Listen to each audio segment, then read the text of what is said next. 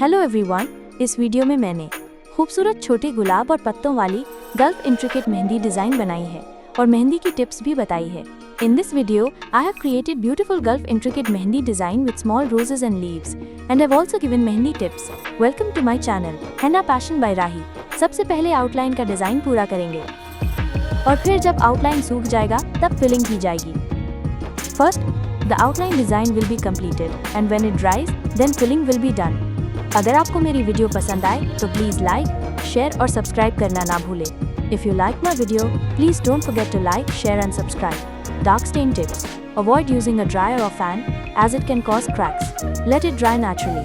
Hair dryer या पंखे से सुखाने से मेहंदी फट सकती है, उसको naturally सूखने दें। Aftercare tips for long-lasting stain: stay away from soap.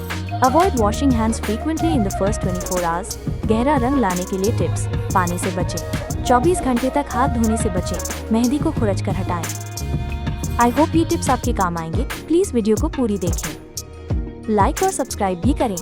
Thank you. अगले वीडियो में दूसरे टिप्स बताई जाएंगी। तब तक के लिए बाय बाय।